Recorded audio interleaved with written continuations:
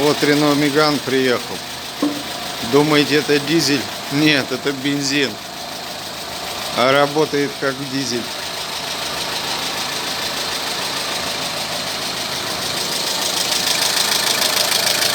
Вот так вот он работает.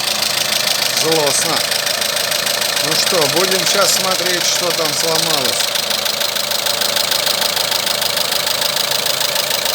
Да. Вот так вот Меганы могут работать. К4М мотор. Фазовращатель 1.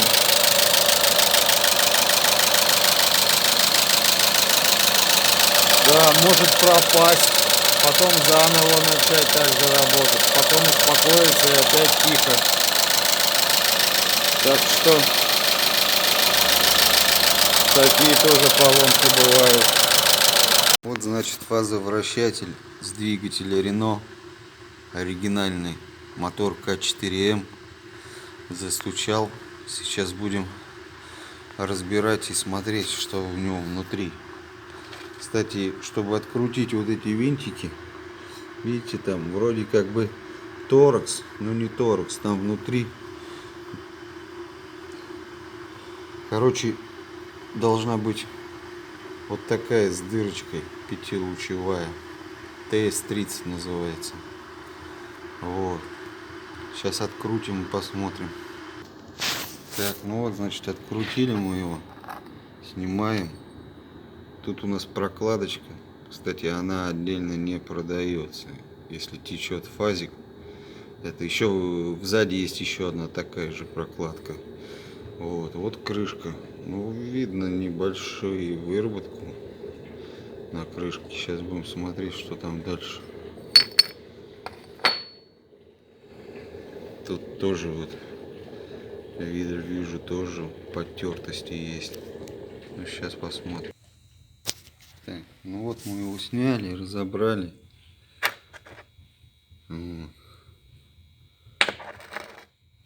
Вот штифты стоят.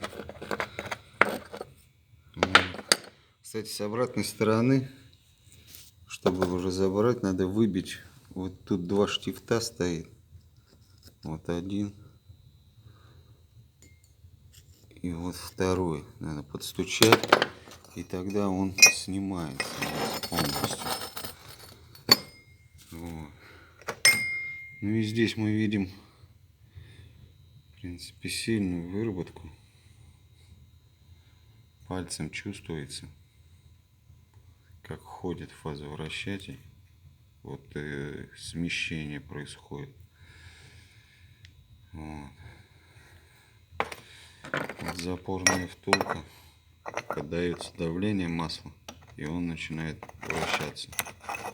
Давление пропадает, он попадает в свой пазик. Вот хоп. Как бы. Вот вторая прокладка. Тоже отдельно не продается, идет только в сборе. Вот.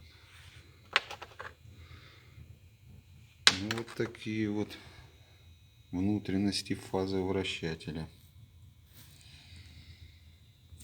Вот. Значит, отремонтировали Рено Меган, поменяли ему фазорегулятор, клапан фазорегулятора. Все работает ровненько, звука нету. Так что фазорегуляторы, ребята, надо менять, следить.